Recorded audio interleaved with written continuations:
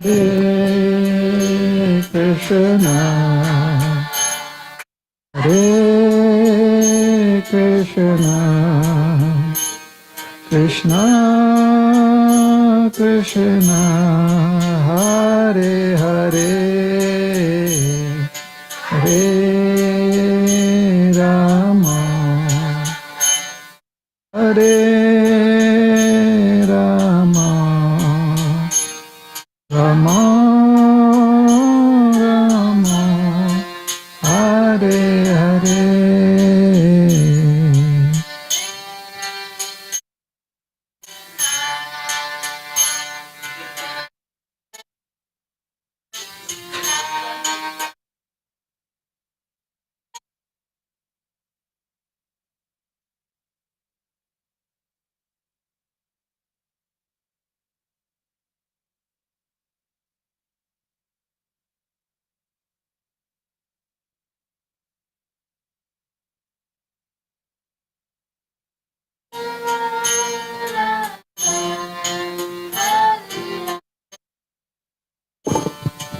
Hare Krishna,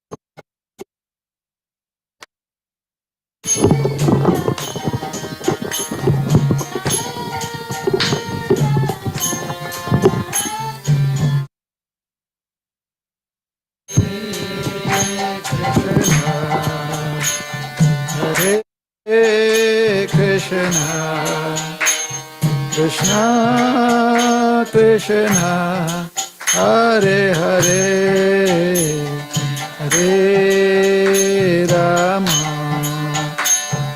Hare Rama, Rama Rama, Hare Hare.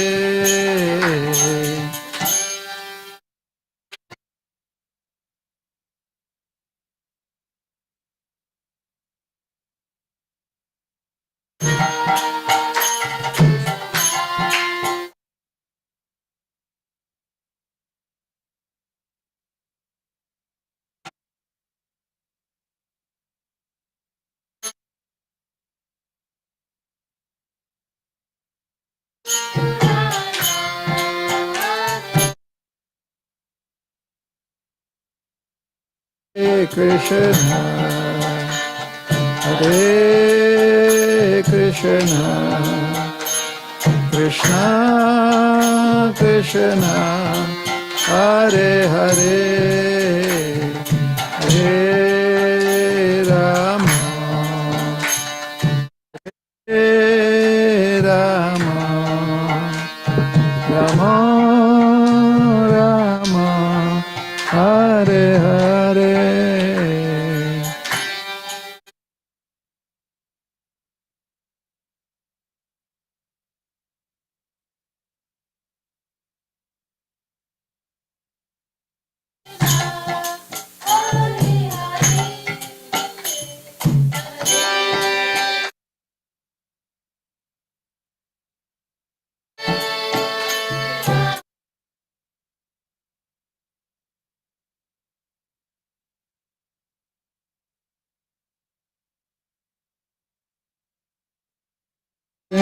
Krishna,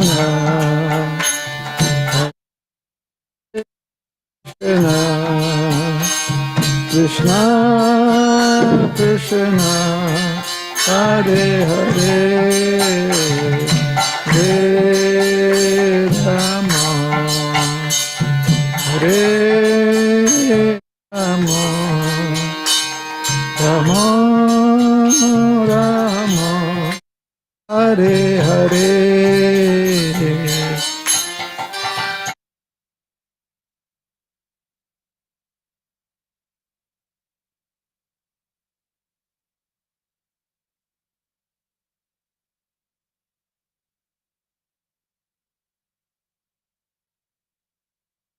Krishna, Hare Krishna, Krishna Krishna, Hare Hare, Hare Rama, Hare Rama, Rama Rama, Hare Hare.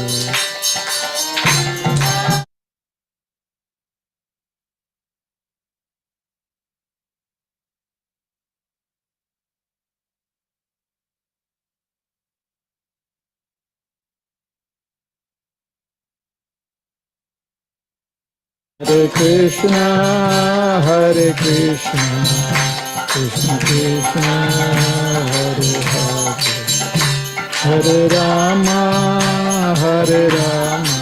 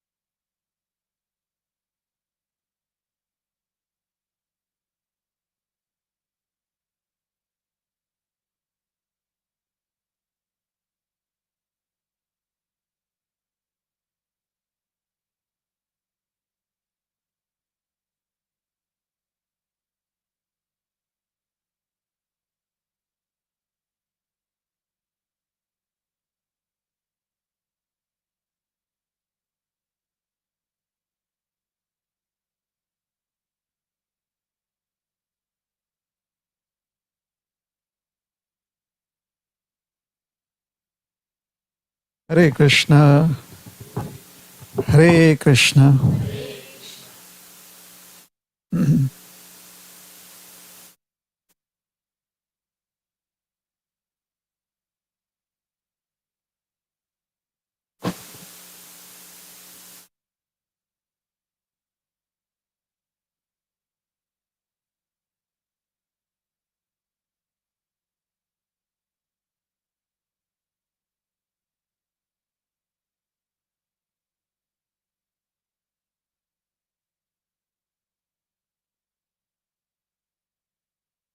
ॐ अज्ञानतिमिरान्धस्य ज्ञानाञ्जनशलाकया चक्षुरुन्मिलितं येन तस्मै श्रीगुरवे नमः।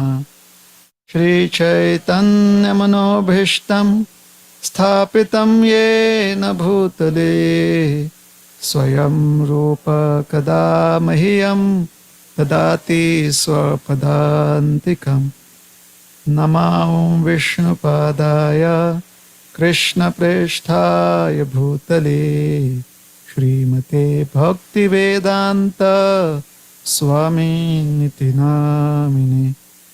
नमस्ते सारस्वती देवे गौरवाणी प्रचारिणे निर्विशेष शून्यवादी पाश्चात्यदेशतारिणे वाञ्छाकल्पतरुभ्यश्च कृपा सिन्धुभ्यैव च पतितानां पावनेभ्यो वैष्णवेभ्यो नमो नमः। जय श्री कृष्ण चैतन्य प्रभु नित्यानंद श्री अद्वैत गदाधर श्रीवासादि गौर भक्त वृंद। हरे Krishna Krishna Krishna Hare Hare Hare Ram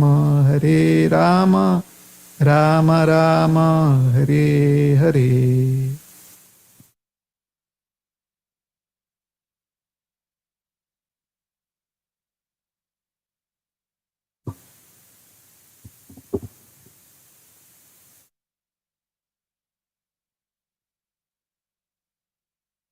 Everyone is comfortable?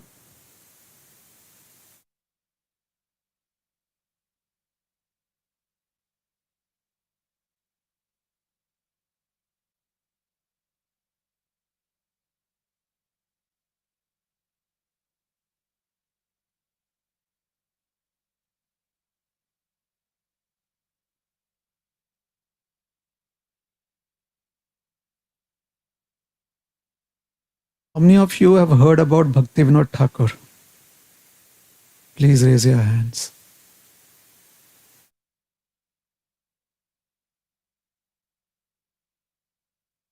Bhaktivinoda Thakur has written some beautiful poems. Yes?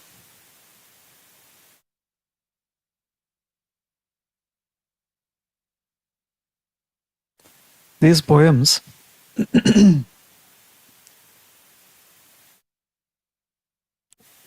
are in very simple Bengali language.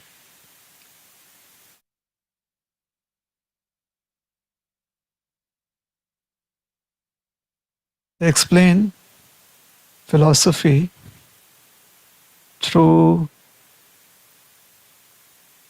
ordinary events that happen in people's lives. In Bhagavad Gita, sometimes Krishna says, stand up and fight. That may not happen in our lives. Do you think it happens?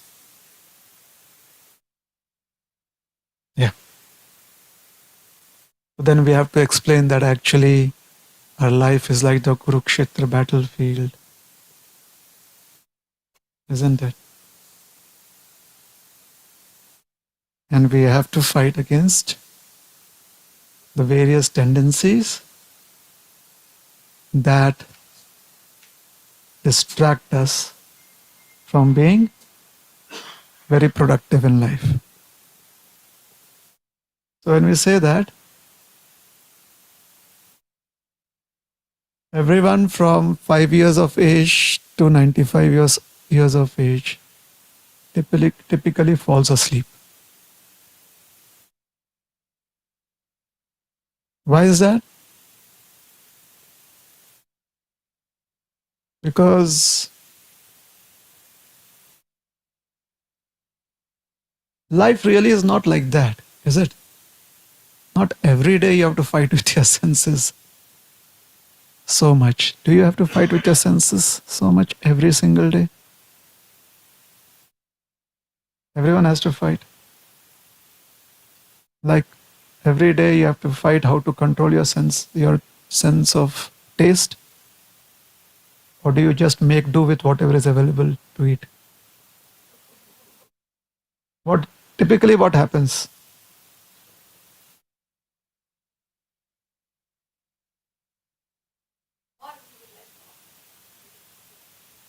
Typically you cook what you like,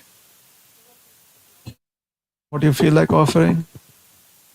So is your house like a grocery store? It has all varieties.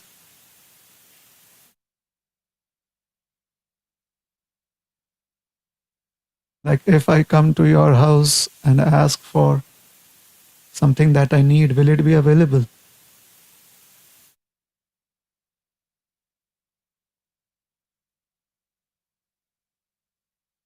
What do you think?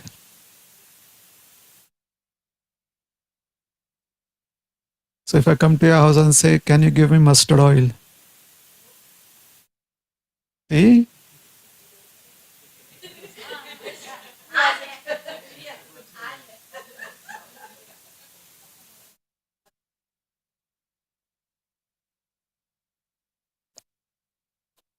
Again, I ask you the question, do you cook and eat whatever is there, or do you get confused every day morning because what you like to eat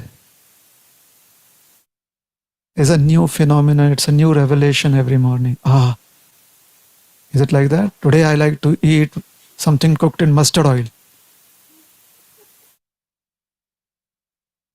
How many of you all want to eat food cooked in mustard oil? Do you have a liking for it? Radha Vallabh can cook, yeah. So please don't be always convinced by the narratives that we give you all. Now, sometimes we try to explain to you that how life is really terrible.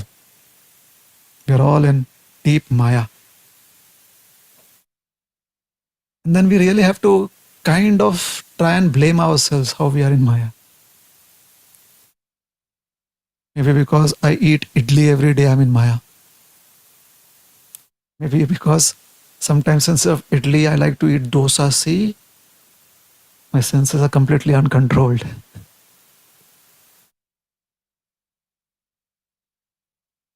But typically, if every day you're going to have something like idli, dosa, pesaruttu or something like that uh, once every week, it's not that with every idli preparation you're going to have sambar.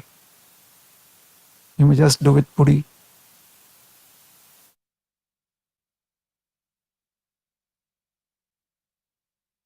So we have to try and see if philosophy is relevant every day of our lives. To make philosophy relevant every day of our lives, the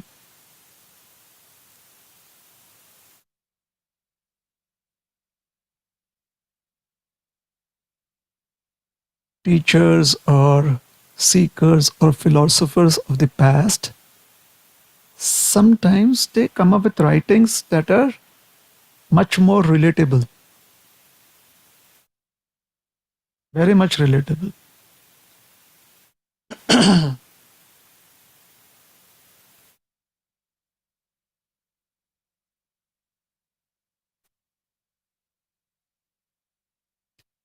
For many years,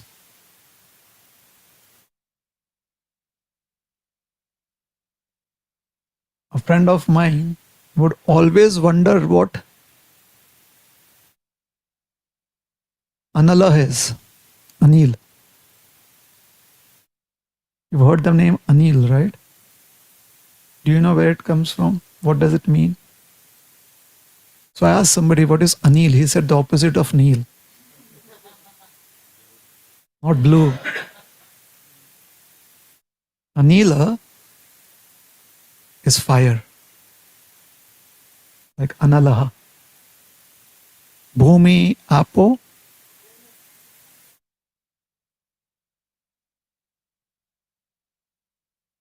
earth, water, fire, air, ether. That is how we memorize it. And then they ask us to recite the verse, and we are like, Bhumi, Apo, Nalo, Vayu, Khammano, Buddhire, Vacha. Then we have to figure out which is air, which is water. And we do it by elimination. Is it true? Now, if Krishna would have easily, if he had just said, Bhumi, Nira, isn't it? Agni, it would have been so easy for us. Like, yeah, these are the five elements. Jala, Agni, Vayu, and Kham. Now, everyone wonders what's Kham. Ether. Now they are wondering, what is ether? What is ether?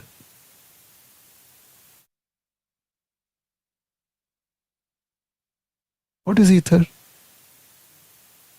And what is space? And what is nothing?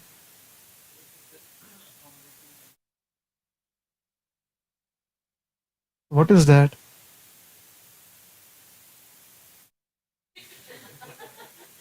Now, if I ask you what is air, I'm not saying you can define. I'm saying that you can help me relate to it. Now, help me relate to space. Yes. Black matter. See? Is that space?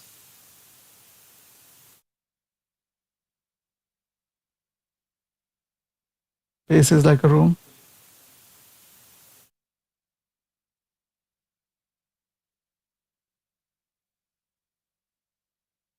So what is space Krishna is speaking about? Which room is he talking about? Yeah. I can relate to fire, like fire means it burns, forest fire. When you say a room,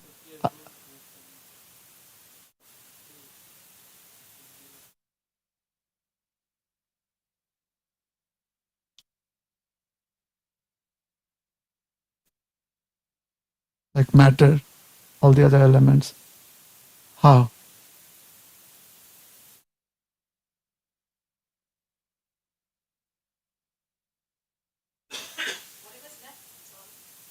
That's all ether.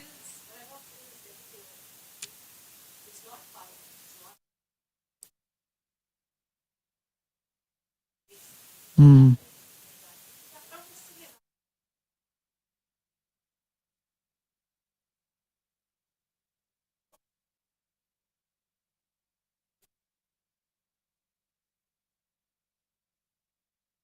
So if so basically ether is what is not air, what is not water, what is not. So it is something that is not. It is something that you can fill in.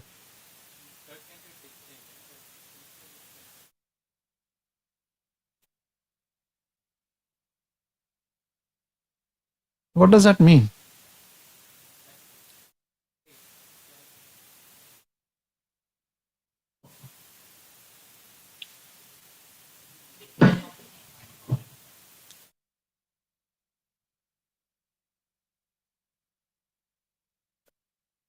Still, sound will go through, right? Yeah.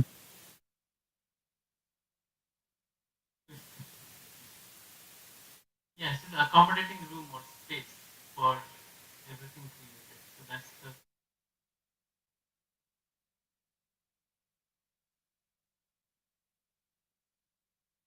Well, it's an abstract concept in that sense. So abstract means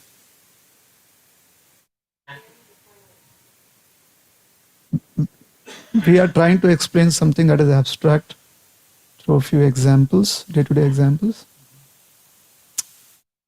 Okay. If I say antariksh, what does that mean?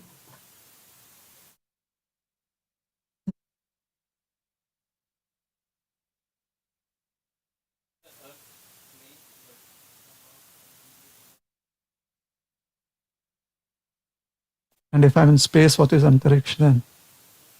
If I'm in this on the space station, what is antariksha then?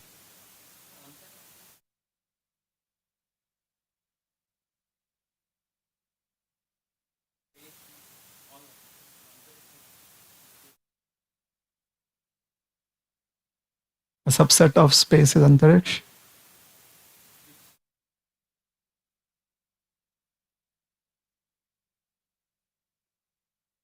So are we saying that we are describing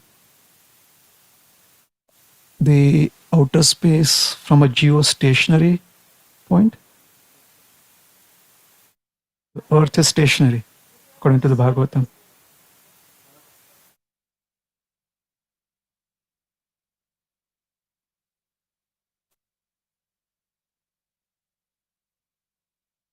Bhagavatam says Bhumandal is not moving. Everything else, like what? So the sun and the moon are not in the Bhumandala, they are outside of Bhumandala. They are so the Bhumandala is the space, is the plane that is fixed, and everything else is either above or below it. What about the other mandalas then? There's Bhuvar Mandala, there's Swa Mandala. Do they move? And the sun and the moon, are they between, above, below these mandalas?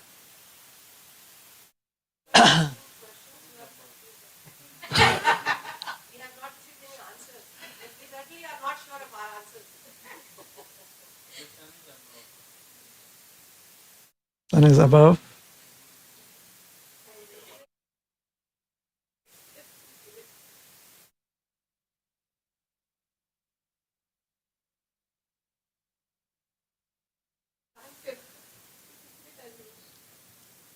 All right. Let me leave it at that. Ask me again, because I cannot leave it open-ended, right? But I'll come to something that Bhaktivinoda Thakur says. Vidyara vilase katainu kala parama sahase ami. তোমার চরণ না ভজিনু কভু এখনো শরণ তুমি.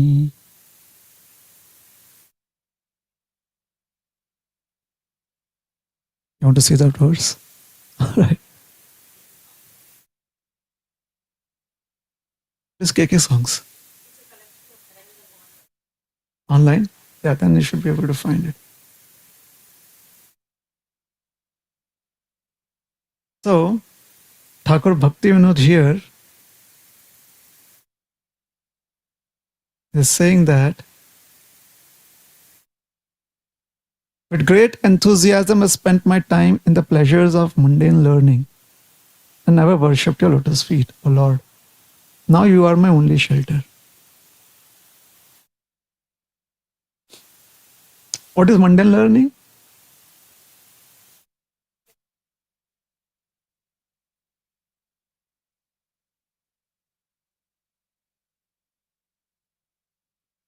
And what knowledge is not connected to the soul?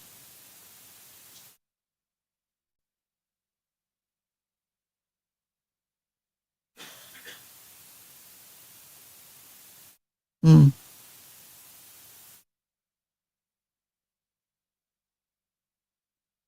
All right.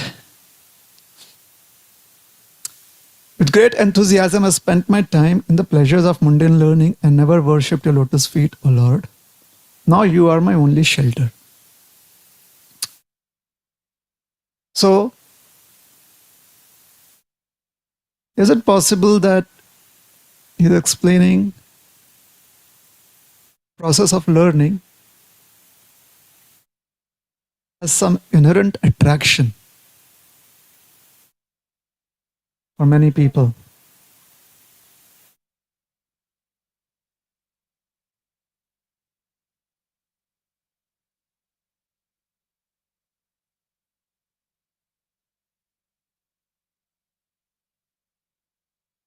So you're saying that he is explaining his own. Okay. All right. Vidyara vilase.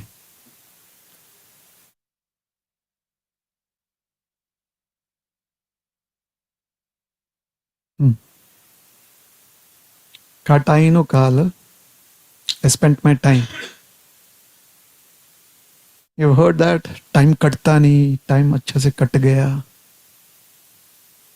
Katainu kala.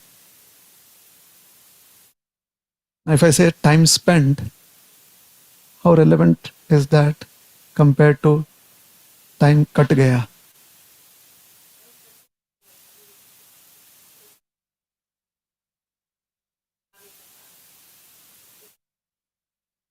And I spent my time with great enthusiasm.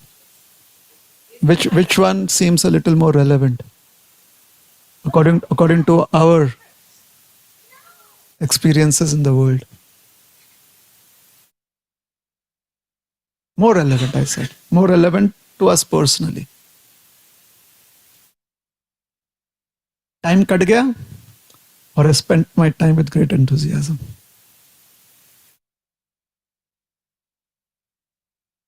That is more relevant. So whenever you're talking with your friends, especially colleagues, you always try to explain your feelings in English, or sometimes you also switch to a common language that you have grown up in.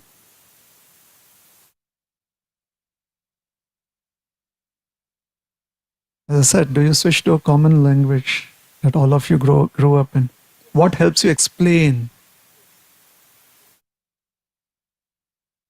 That is the difference between Sanskrit and Prakrit.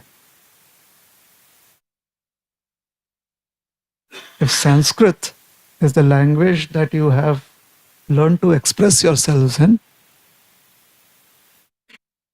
then that is the one that you feel most comfortable with. If Prakrit is the bhasha or the language that you grew up in, that is where you, or that is what you turn to when you have to explain certain things that you're not able to explain in the adopted language.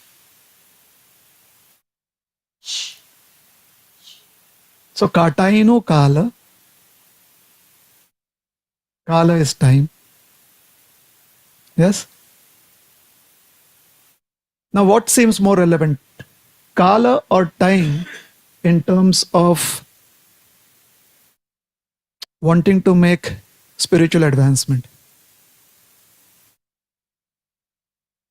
Don't waste kala, don't waste time. Kala will come anytime. What makes it a little more, let us say, relatable? The word time or the word kala?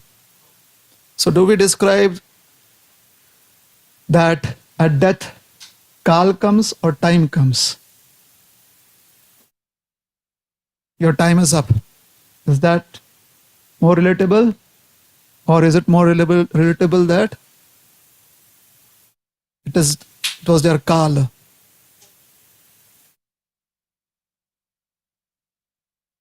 So time cycle or kala chakra?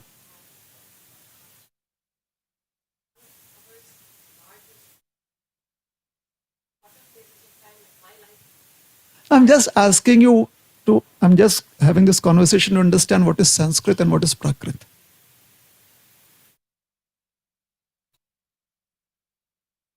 So time cycle, like the time cycle is, the time is kind of taking away our life, or the Kala Chakra is taking away, which is more impactful for you?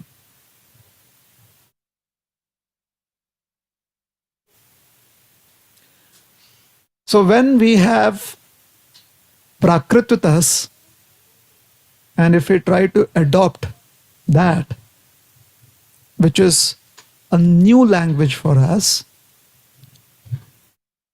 the application of that has more chances of bringing us to the mundane realm. If we are trying to express ourselves in a new language, there are more chances that we may try to, or we may find ourselves dealing with the mundane realm,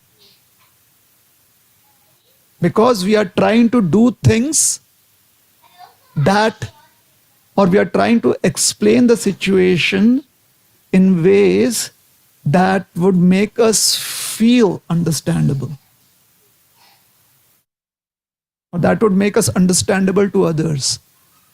Therefore, you go on trying to learn newer and newer words. And to learn the new words, you have to know its application. And to know its application, you have to relate more to the mundane world.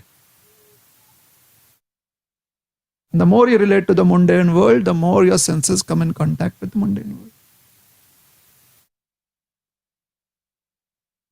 However, if you learn to express yourselves, especially in terms of spiritual life, in the language that you're most comfortable with, learn.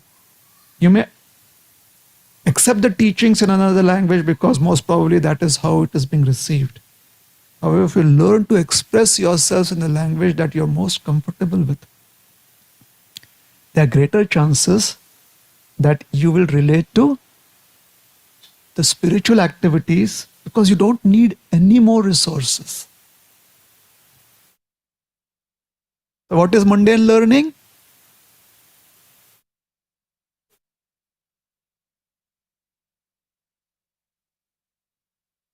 That is why there's great enthusiasm. It is not just about knowing newer aspects of physics or artificial intelligence. It's about learning concepts in a different language too.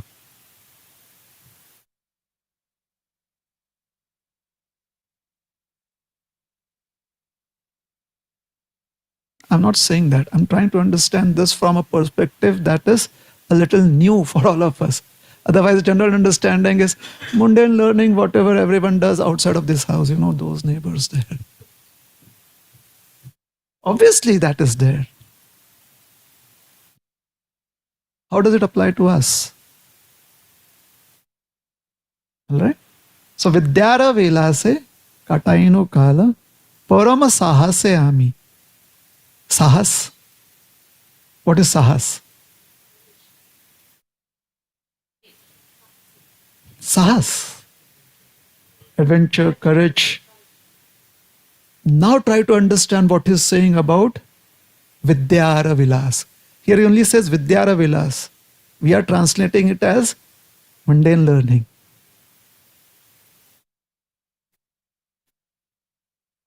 Come to Sahas. The audacity. The audacity. Compare audacity with enthusiasm.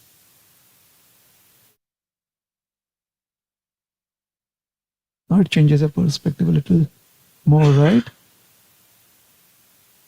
And it is so audacious that I try out all these new experiments, mundane learning, and I'm enthusiastic about it.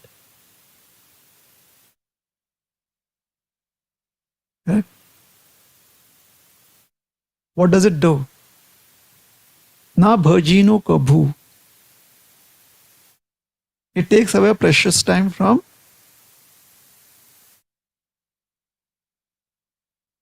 remembering. Here, bhajino is about remember, although it has been translated as worship. Because Vidyara Velase, what does all these efforts at mundane learning do? It makes us focus our attention on that than on Krishna. So we do not remember Krishna, and suddenly when we remember him, we understand it. Hey, I missed out on my evening arati, or I still have 4 rounds to chant. That is how.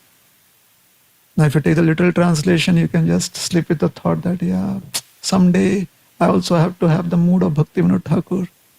You try out another perspective and it becomes a little more relevant. Oh, all right.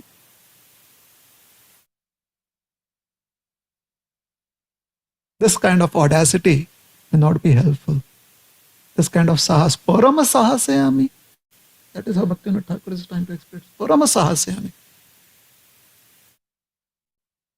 this is the kind of enthusiasm that I have towards mundane learning. What audacity!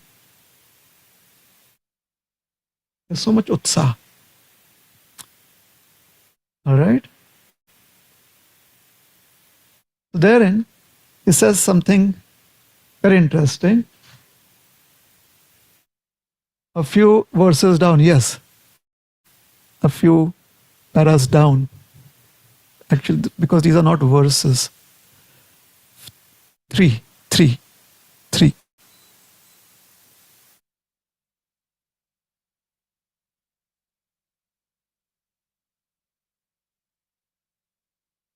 जड़ विद्या जत मायार वैभव तुम्हारो भोजने बाधा. Here is speaking of Jada Vidya. So here is a reference to Vidyara Vilas. So if you're wondering how did we translate Vidya as mundane learning, in 3 he explains Jada Vidya. You know what is Jada Vidya? English translation that we generally have is material learning. What is Jada Vidya? You know, you have ever heard of Jada? Matter? Jada? Jada? Now, for material knowledge, when you use the term material knowledge, does material easily bring in the understanding that it lacks consciousness, spiritual consciousness? When you speak of Jada Vidya, when we are not conscious of what? Here it is Krishna. So Jada Vidya Jata. Jata means since the time, or this Jada Vidya. Jata is actually Yata. But because he's Bengali, he'll say Jata. Not he is Bengali, but this is a Bengali poem. So, Yata Jada Vidya, that knowledge which takes away my consciousness from Krishna. Now, if I say that knowledge which is material, I may be a little passive about it. When I say that knowledge which takes away my consciousness from Krishna, I may feel a little motivated about it. Isn't it? So, Jada Vidya. Sometimes Jada is also known as used in conjunction with Chetana, Jada Chetan. When your consciousness is practically that of an unconscious being, that is called as Jada Chetan. Practically your consciousness is like that of stone or dead matter. All right? So Jada Vidya Jata Mayara Vaibhava. Mayara Vaibhava. What is Mayara Vaibhava? What is Vaibhava? It means all the attractive features of Maya. What is Maya here? The translation is material energy. Isn't it? How is it more relatable to us? The attractions of the new forms of learning that we are having. Isn't it?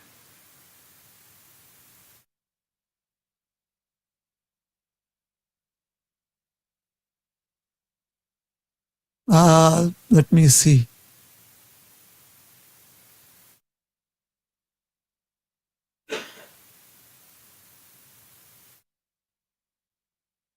The first time I got introduced to Bengali.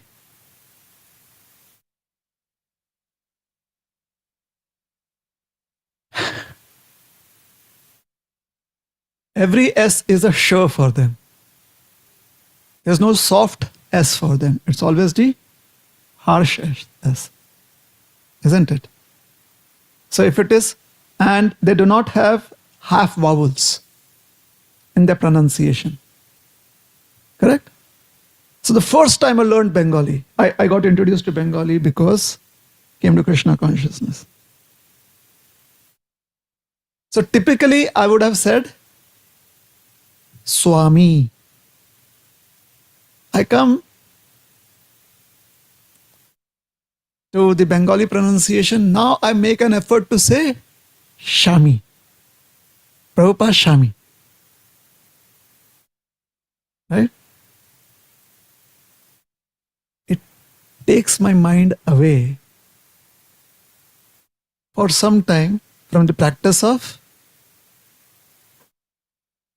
let's say, chanting, worship. Now, if I would just say Prabhupada Swami, I can focus. So, Mayara Vaibhava. What is Mayara Vaibhava? Trying to adhere to a concept that I have developed is what is expected of me. What is expected of me is now, instead of Swami, I say Shami. Shukdev Goswami. If you have heard Bhakti Charu Maharaj, say Shukdev Goswami. Say Shukdev. Shukdev Goswami. Now, because I have taken initiation from him, I make it my birthright to call Shukdev Goswami Shukdev Goswami. What is happening here? I'm focusing more on the external than what Shukdev Goswami is trying to reveal.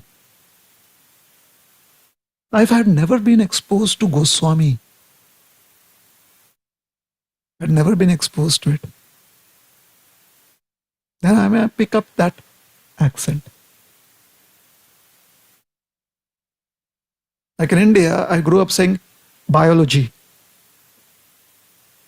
Here, I have to make an effort to say biology. I'm like, biology. So if I had to chant Hare biology, Hare, I would feel more comfortable saying Hare biology, Hare biology, Hare biology, Hare biology. But then if I have somebody who's very revered up there who says Hare biology, then that is how I'd want to pronounce. All of this could take away my attention from Krishna. This is Mayara Vaibhav. This is how clever she is. This is how powerful she is. Or, in other words, this is how she can so easily bring us to our true colors.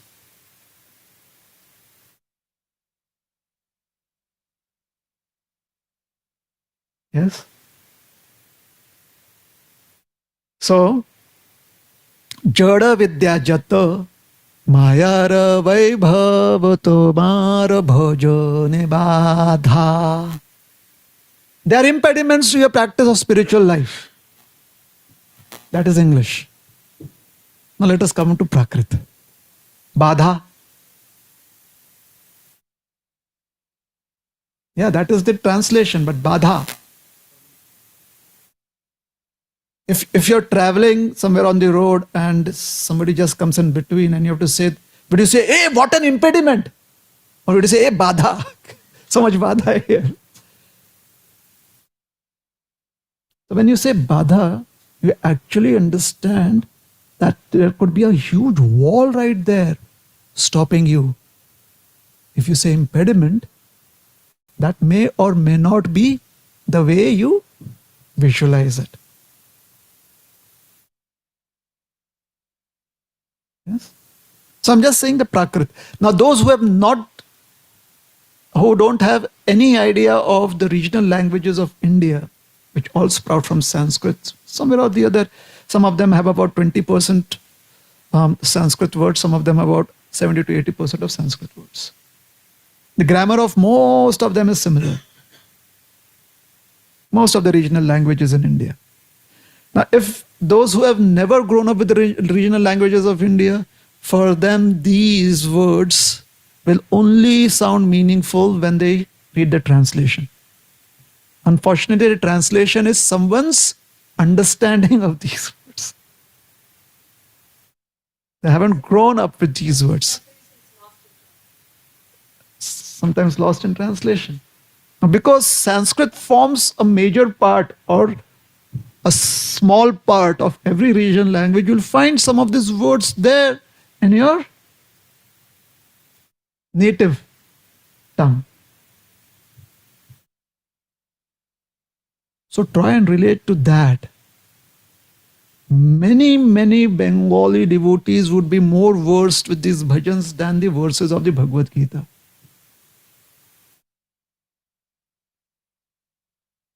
Similarly, you can find many poems which you are well versed in Telugu and you feel more related, you find it more relatable to the concepts of the Bhagavad Gita than the verses of the Bhagavad Gita.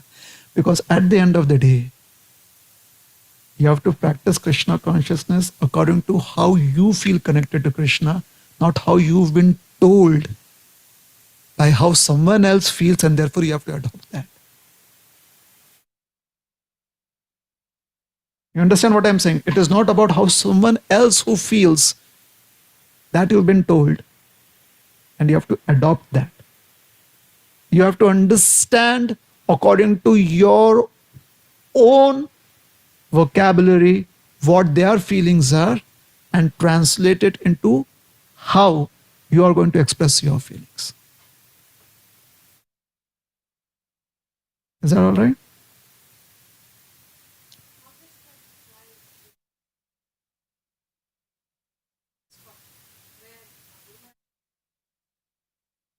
In ISKCON, we have spiritual masters. I think all of them, there's a variety.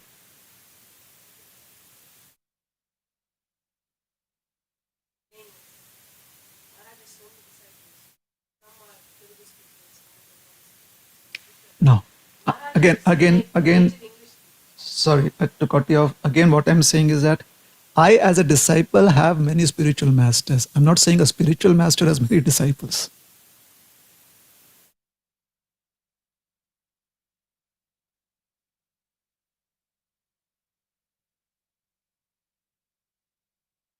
That is what ISKCON is.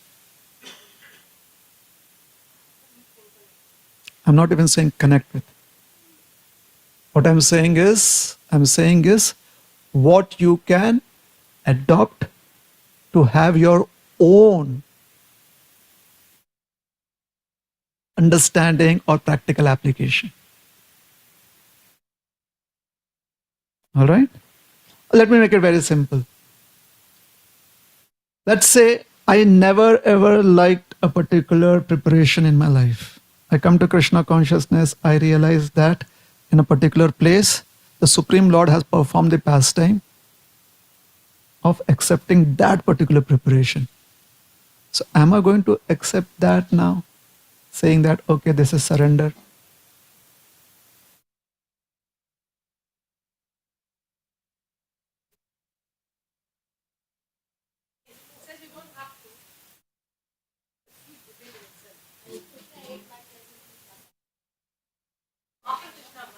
Exactly. I'm not speaking about mud. So let me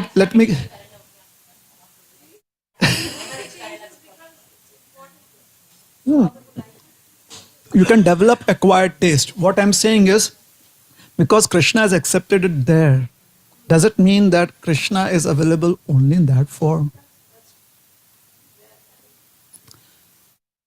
Hence, what is it that makes you understand that Krishna is available to you in whichever way you want to surrender to Krishna, according to what you've understood from the previous acharyas? Is that helpful? So this is the difference between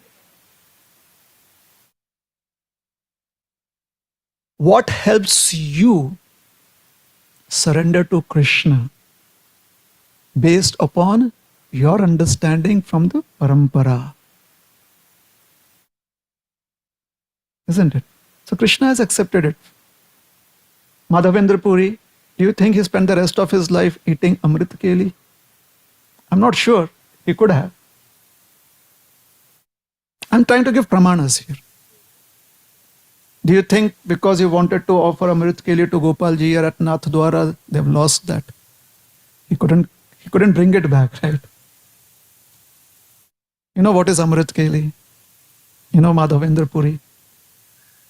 He was like, oh, if they serve Gopinath ji or Amrit Keli, I'll try and make a similar preparation for Gopal ji there. Gopal ji said, all right, you stay there, keep the chandan there. And most probably, we have not heard whether the what is it called as? Not the formula. What is it? When you learn to make a preparation, the recipe. Thank you so much. The recipe. We are not really sure that it went back to Vrindavan or no. All right?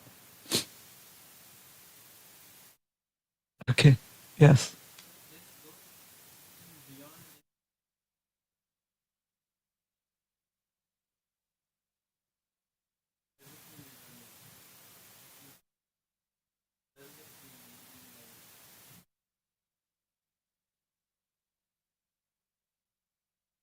Definitely. Yes.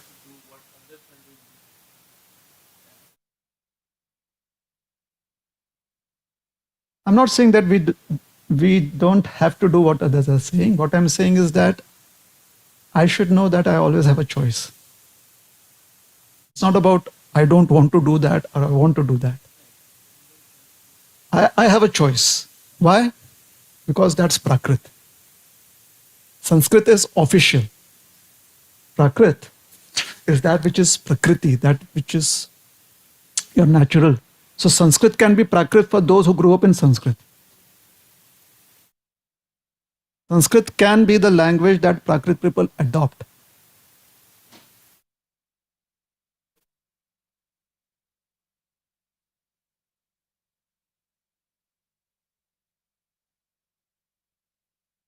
Not just languages. They have been used for languages. If you go to the dictionary, Sanskrit is Satkriti, action. Prakrit is also Prakrishtakriti. It's all both Kriti. So what is Prakrishtakriti? What is Satkriti? Sat is that which is defined. What is Prakrishta? That which is universal.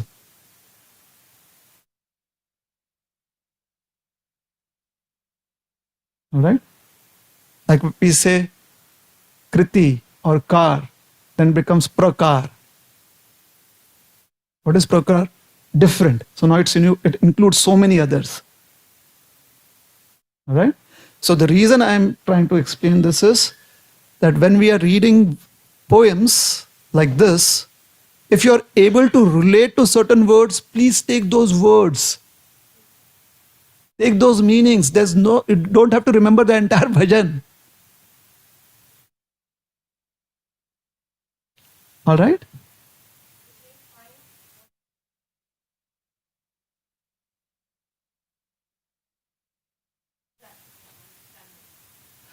I'm trying to just go through what Bhakti Vinod Thakur is saying here. There is the translation given. We have been through the translation. Most of us, because we've been through the translation, have been through the bhajan. If we are not involved, then that is passive hearing that we do. What can prevent us from passive hearing? Because passive hearing here could also mean mundane involvement. So how do we make it active? Why do we want to make it active?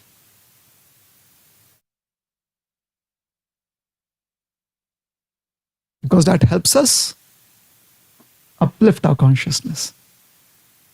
Passive is a very, very slow process.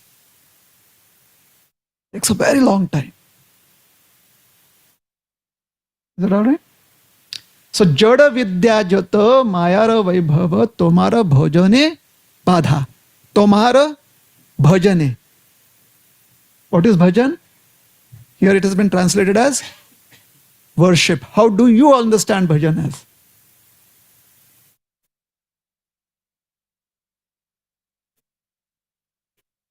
How do you understand worship as? So, bhajan here, what does it mean? Prakrit bhasha again. Right? That is all here we are trying to relate to. Tomara bhajane badha. Let us see. How is it translated here? Can we go to the translation? All the so-called knowledge of this world is born of the flickering potency of illusory potency of your illusory energy. It is an impediment to the execution of devotional service to you. So how do you understand devotional service?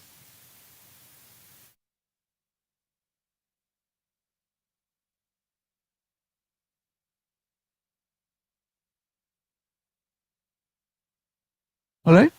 So tomare bhojane badha. Moha janamiya anitya sangsare jiva ke koroe gadha. You know what is gadha? Gadha. Gadha. So this is the Bengali way of saying gadha. Hmm. Can we go to the translation?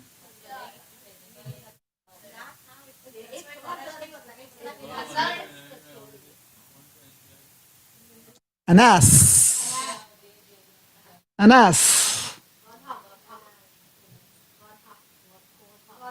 Godha. You want to be Bengali, so Godha. Now, if you go to rural Bengal, they also say Gadha.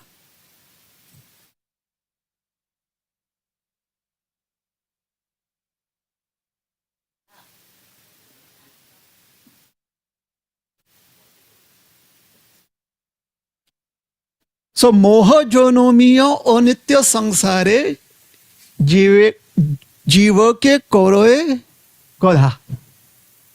All right?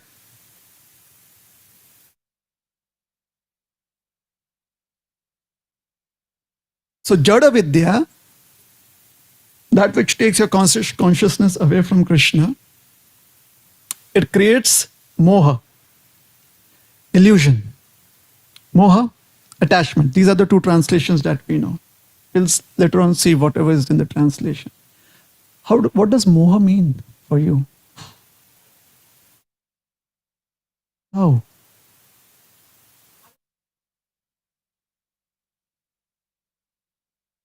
Where have you used the term moha? Exactly. Other than that, in your moha maya, you've used that. All right. Yes, that is Sanskrit again.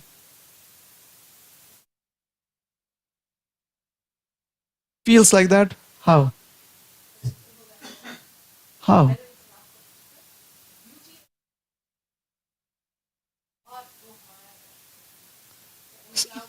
So, what is illusion in your native tongue?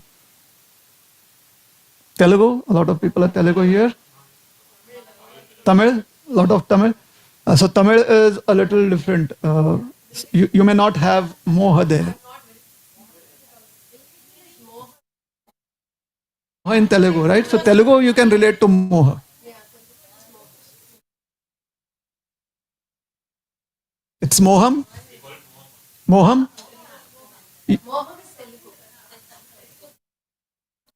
Moham. Moham. Moham. Everyone agrees. Whenever you say moham, what kind of feelings do you have? No, no, no, no, no. Whenever you use the term moham or moha, no, that is because you came to ISKCON. No, before you came to ISKCON, how would you use it? Strong attachment. Before coming to ISKCON, where they told us that moha is illusion, moha is because it is maya. Before we came to ISKCON,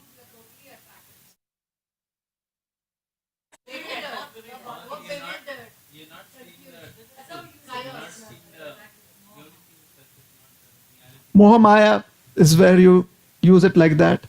Moham, where you say you have a lot of affection or attraction.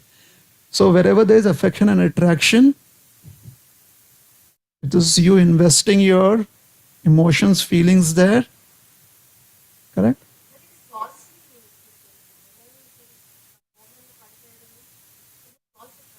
False attraction, attraction that is not healthy.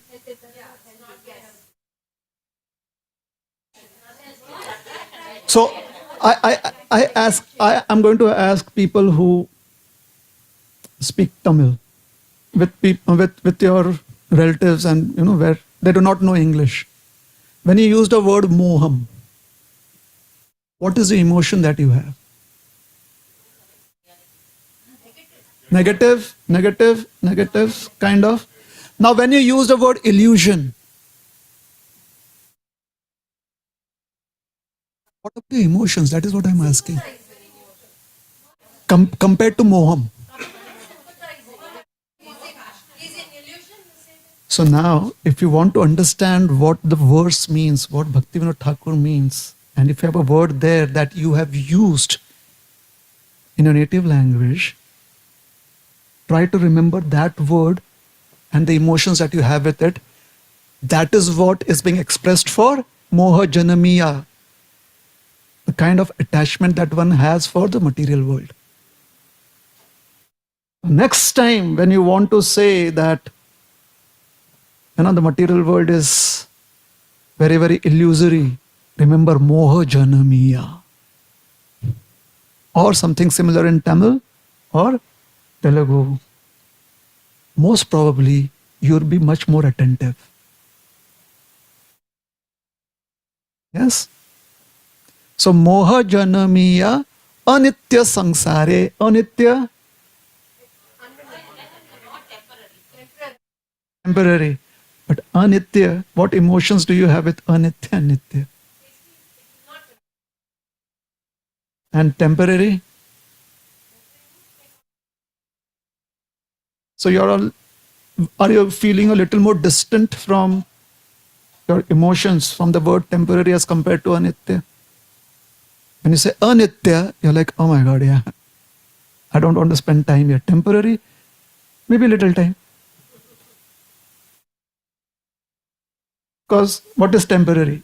It means smaller span of time. What is anitya?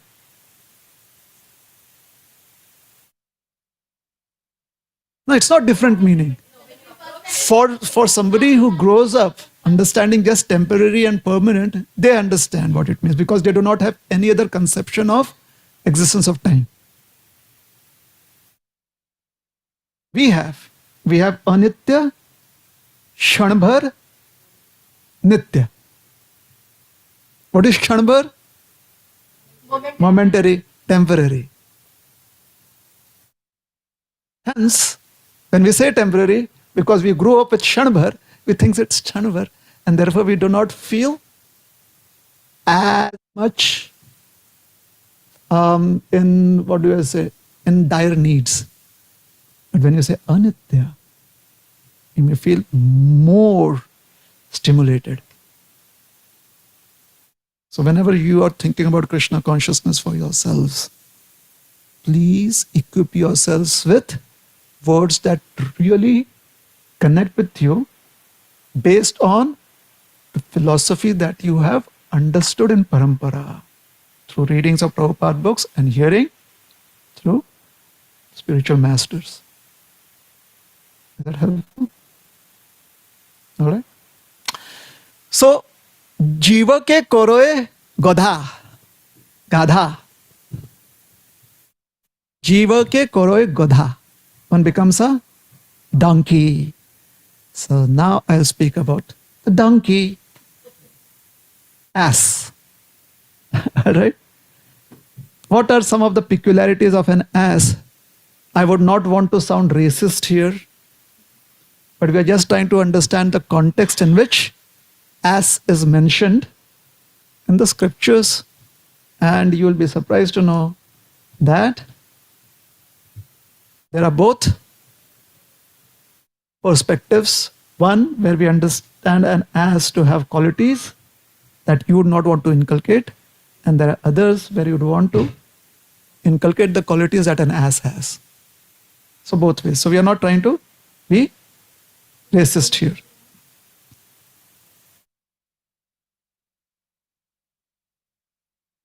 यथा खर चंदन भारवाही भारस्य वेत्ता न तो चंदनस्य यथा chandana bharavahi,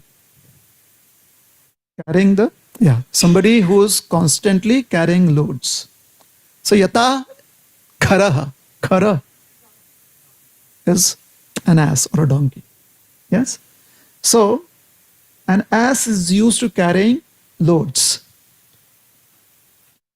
means weight, right? Bharasya vetta natu chandanasya. So is carrying sandalwood. The ass does not have an understanding of what is the value of the sandal that it is carrying on its back. Evam hi shastrani bahuni dhitya. Bahuni adhitya.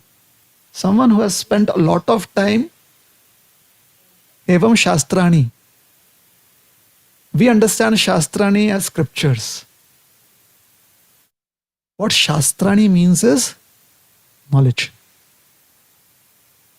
We understand Vedas as books. What Veda means is the ability to understand.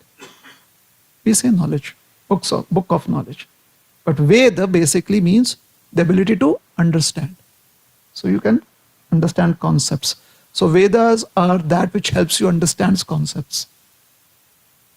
They are teachings that help you understand concepts. So Shastrani, it comes. What does Prabhupada say about Shastra? What is the root, verbal root? Shasha dhatu. He says, what is Shasha? Discipline. So what is Shastrani? Books that teach you ways of life. Discipline means a way of life. So, evam hi shastrani bahuni adhitya, someone who is taking what Bhakti Vinod Thakur has mentioned, Vidyara Vilase. So not just reading many scriptural books. It is the expression of somebody who's interested in absorbing a lot of concepts.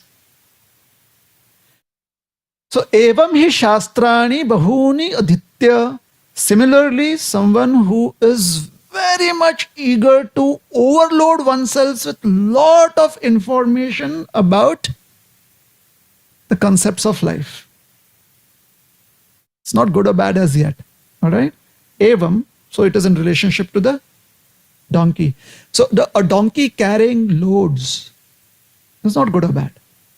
A donkey not understanding what is the load it is carrying is not helpful for the donkey.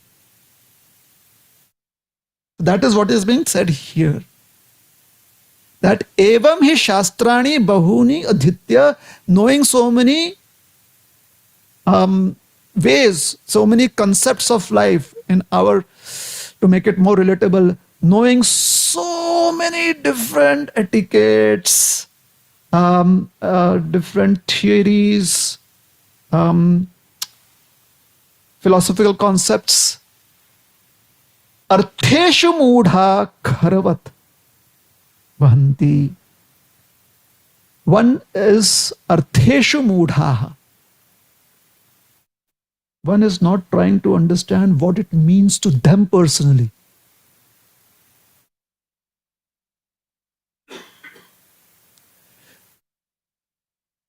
Have you heard the story of a scientist?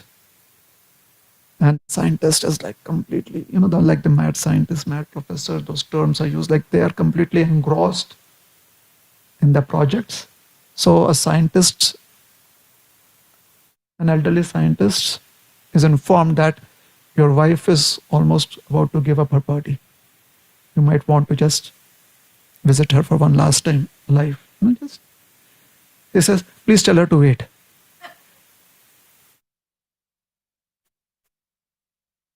Understand? So somebody who can have that much involvement does not burden themselves with that which is unnecessary. I hope I don't sound very sure when I say that scientist is not overburdening himself with that data. The involvement there, the involvement there.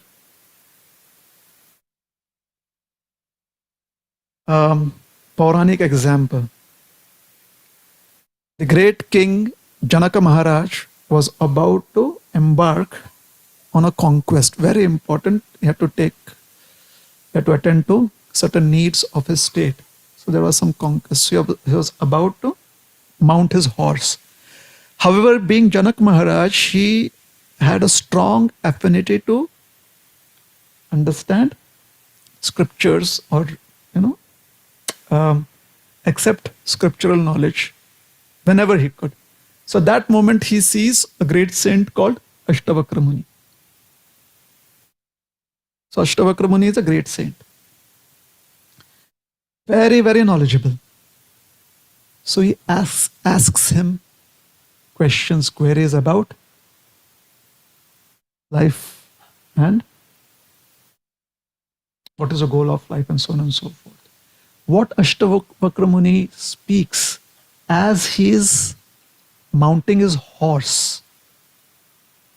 Sometimes when you're on a phone call and you're trying to shut the door behind you and go out into your car, you know how you put the key in the door and you're like, the door is still slightly open in here. That moment. Typically, you'd just pull the door shut and you'd walk away. But because you're very much involved in this phone call, you want to shut the door, but you kind of stop right there and door is slightly open. Your hand is still there. And you stand there for almost 5 minutes. Experience that? Yeah?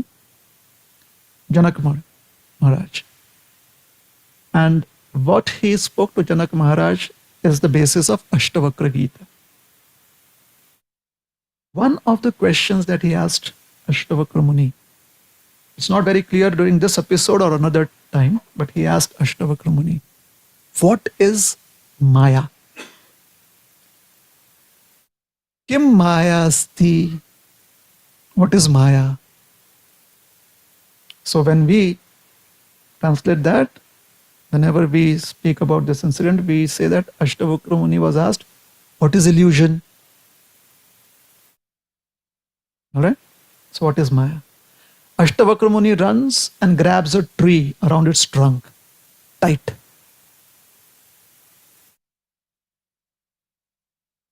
And he says, oh my dear king, please separate me from this tree. Please separate me from this tree. The king is like, oh great sage, just take your hands away. Take it off the trunk. He's like, my dear king, this is Maya. Something that you hold on to and you say, how can I be free of it?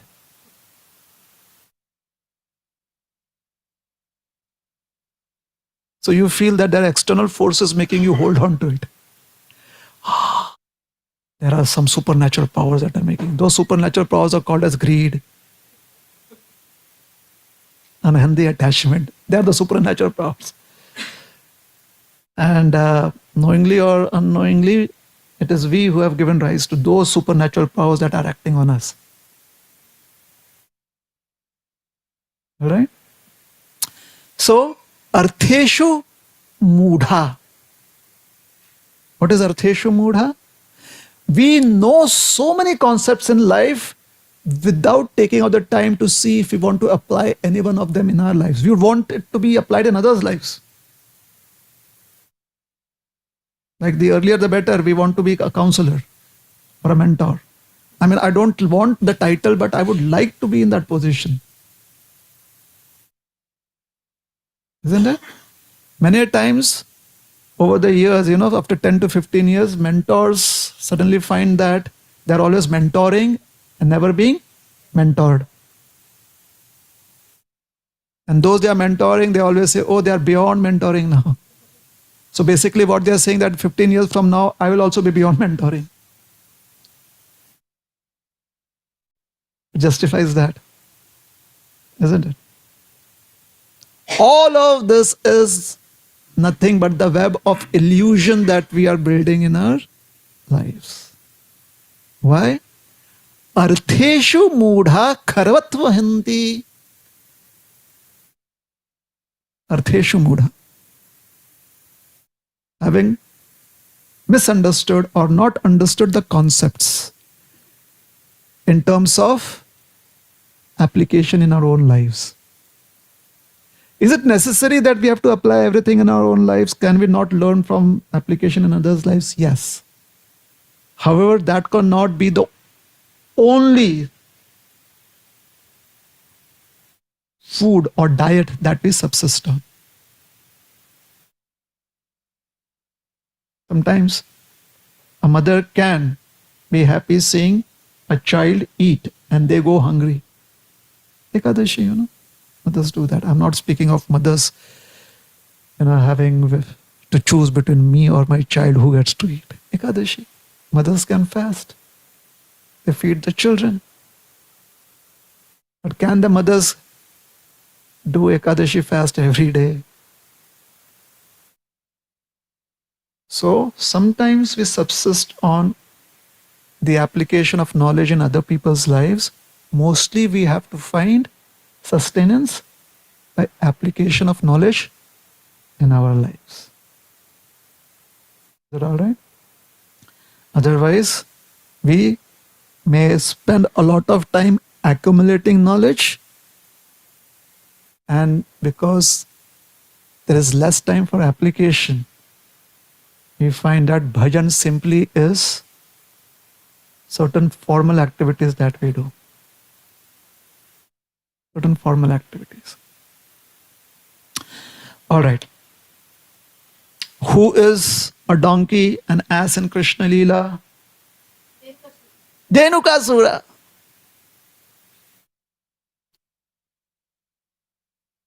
Correct? Poor Dhenukasura. He has never been as famous.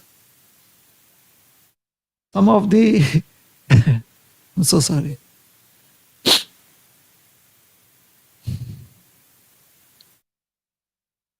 Sometimes Vyoma must be feeling left out, I don't get mentioned as much. What about Kakasura? Absolutely no mention, Bichara. Completely lost to oblivion.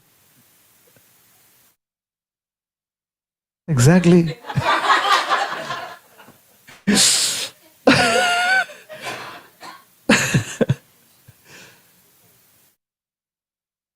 The crow that came to disturb Mother Sita. Jayanta, yeah.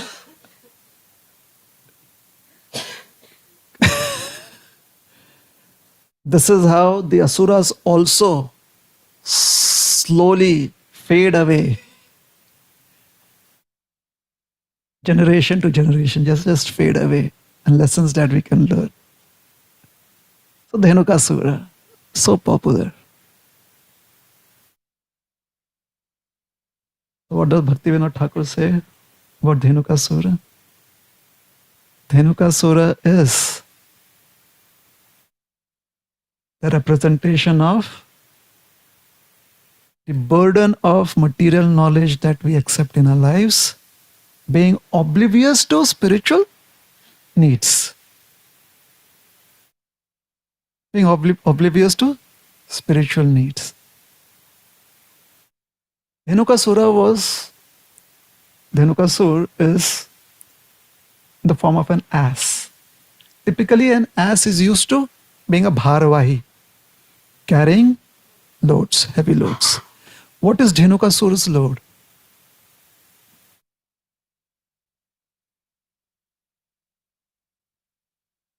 Dhenukasur.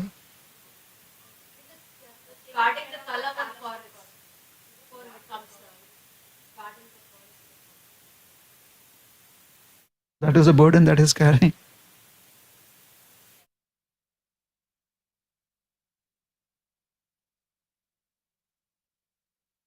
The burden that the Dhenukasura mentality carries is this property belongs to such and such, and no one else has access to it.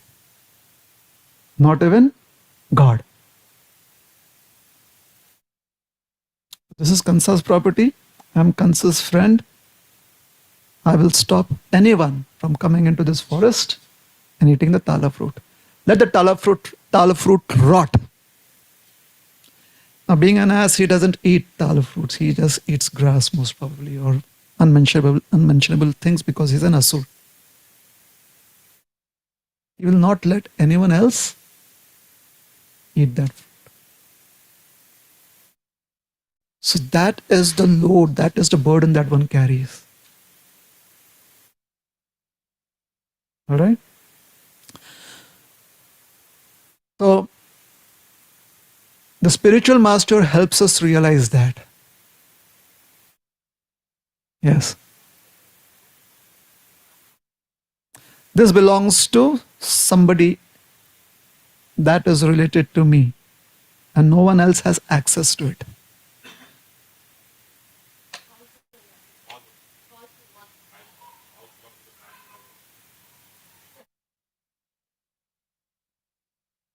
No one, including God, including Krishna. No one has access to it. All right? The spiritual master comes and tells us, you yourself are the property of God. Figure out the rest. If you cannot claim ownership over your own existence as a separate entity, what about everything else that you feel belongs to you? Hence, Baladev is involved with Dhenukasur.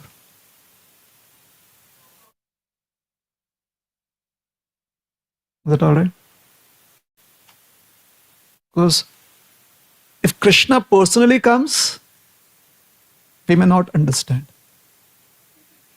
We are like, yeah, you are God, but this is mine.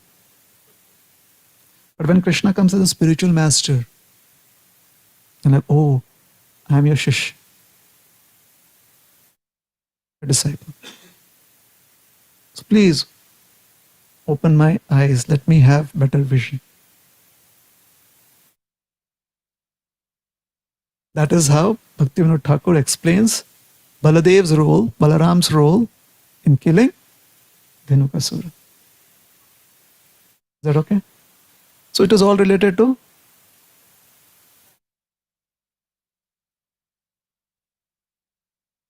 carrying unnecessary burden.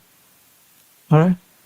So now we have spoken about how the ass, without realizing the value of that the ass has, is wasting one's time thinking that, oh, I'm so dutiful. I have ticked all the boxes. Now, definitely, I'm going back home, back to Godhead. Why? I've carried this burden so sincerely, isn't it? We come to what are some things that we can learn from the ass.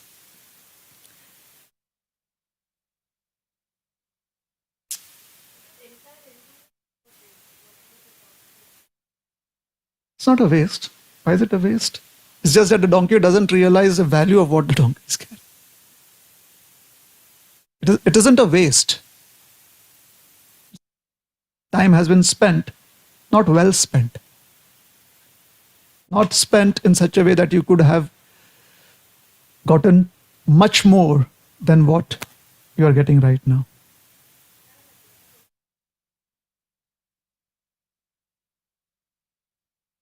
Yes. Okay. Yes. Definitely.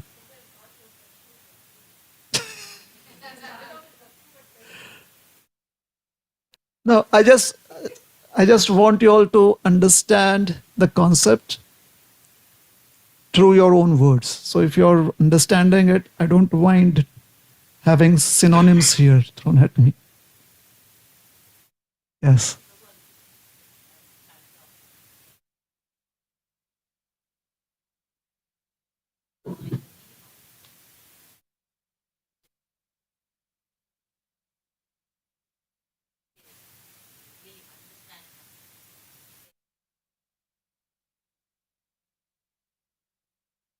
So what is devotion now? And what is love for Krishna?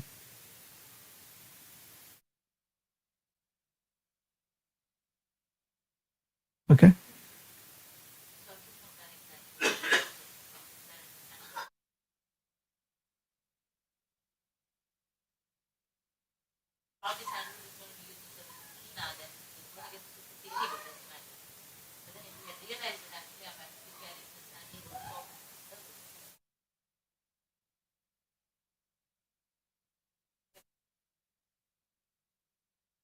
Well, try to understand it from the ass's point of view. The ass has got other senses too, not just a sense of touch. Sandalwood has some fragrance even when it is not been processed. Regular wood may not have. However, donkeys simply focus on carrying the load, not at least while carrying the load. Feel whatever emotions a donkey can have due to the fragrance of the sandalwood. A donkey never is able to do that. I'm speaking in terms of, oh, sandalwood has so much of money value, or it is more valuable in terms of asset, not like that. From the donkey's perspective, because these are all niti verses. They just, let us, how do I put it? They're like poems that explain some moral principles or values.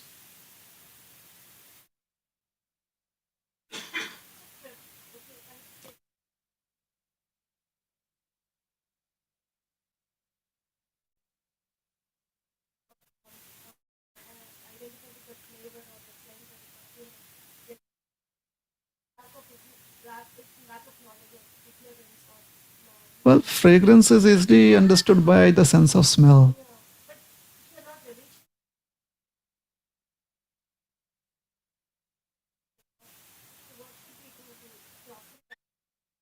Yeah, I haven't finished. I never said I finished, right? I said now we'll come to what we can learn from the donkey. All right? Okay. Avishramam vahet bharam sitoshnam chana vindati sa santosha tatha nityam trini sikshet gardhavat. Gardhabha, the donkey. Trini sikshit, 3 lessons. First is avishramam vahet bharam. Very dutifully, a donkey always carries the load. Because the donkey knows that at the end of this entire process, there's going to be some grass there. Just as we know that after every lecture, there's going to be some prasad there. No, I mean, I did not, that wasn't sarcasm, sorry. But we know, that is what a donkey knows, that I carry some load Now for us, it may be regular wood or it may be sandalwood. For us, it makes a difference. The donkey's point is, I get grass to eat. Correct? So similarly, many of us, after some time, you're like, anyways, oh, it's not over as yet.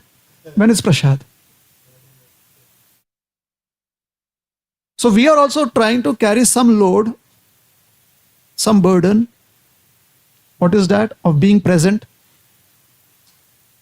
At the end, in all instances, prasad is definitely available for us. What else are we looking for? Are we looking for some fragrance? Then, this quality of the donkey is helpful. Avishramam, without a break. Without thinking otherwise that, hey, why should I be the only person to work? So consistency. Consistency, that is the first thing that we can learn from a donkey. Shitoshnam chana vindati. A donkey is not really disturbed by dualities, especially in terms of heat, cold, or rain.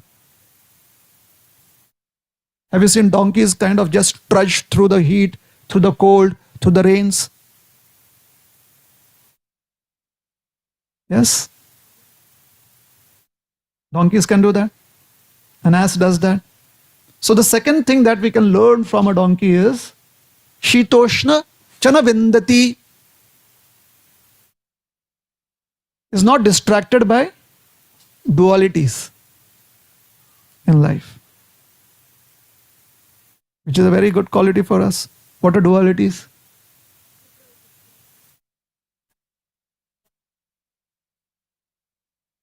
Practical, I'll tell you. Prasad, no prasad. Sometimes that defines whether we are going to the program or not.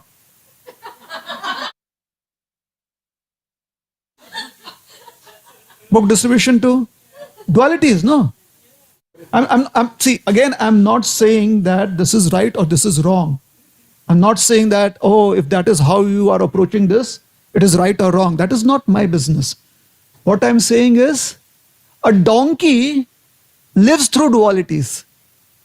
We can learn that from the donkey. We've learned certain things from the donkey. Like at the end, there's going to be prasad. Now, can we rise above dualities? Right? Now, some of us may just, prasad is the main thing. That is perfectly all right. Some of us, there's some people who would say that, no, I just come here to listen to philosophy because that is not possible for me to do by myself. I can go home and cook. They have that approach too. Well, obviously, certain people may have opinion about it like, hey, this is directly offered to the deity, here to the temple. So there are always going to be opinions. What I'm saying is, if we are going to adopt certain disciplines in our life, first, consistency. Second is, we should not be affected by dualities, because a donkey does its job. And third is, sa santosha tatha nityam. Sa santosha tatha nityam. Always a donkey is satisfied. Always a donkey is satisfied. Have you ever seen a donkey having a bad mood? I mean, I'm not saying that they don't have the bad days. What I'm saying is generally, sa santushta cha nityam trini sikshed gardhabhat. Here are three lessons that we can learn from the donkey. Consistency, rise above the dualities, feel satisfied in what you do consistently. A donkey never thinks that, the horse runs faster than me. And the duck simply is wallowing around like really so slow. Santushta. You ask a donkey, did you see the horse running? Horse runs? Okay, let it run. All right? So we have our own disciplines in life. If we are completely occupied, just as a donkey is completely occupied with work, if we are completely occupied with seva service, whenever we hear somebody else do X, Y, oh, these people did such wonderful service, you're like, oh, they do that service? Very good. Hari bol. Ayaram gayaram. You hear that? You express your best wishes. You go back to what has filled up your day. Because if you add anything else, they're getting so much of appreciation. I also need it. You add something more, either have to delete, which means you have to start off again as a fresher. Or if you don't delete, then you overburden yourself. So inspiration is always helpful till the time we have our day packed. Once we have a day packed, santushtaha. So this would help us practice whatever discipline we have accepted in our Krishna consciousness. संजोगे बीजोगे जिनी सुसुख दुख मने गणी तब पदे छाड़े न अश्रय मायार गर्दभ होए माजे न संसार लोए भक्ति विनोदेर से भय. O Lord, a person who in his heart accepts that contact and separation with one's kinsman is the source of true happiness and suffering and turns away from the shelter of your feet is truly Maya's ass. Such a person is truly drowning in the world of birth and death. All of this brings fear to Bhakti Vinod. So basically, if there are any examples around us that distract us in being surrendered to Krishna, even if those examples are under the umbrella of Krishna consciousness, if they're distracting us from being surrendered to Krishna, Bhaktivinoda Thakur is saying that those examples are good for devotees. However, for me, it is simply making me Maya's ass.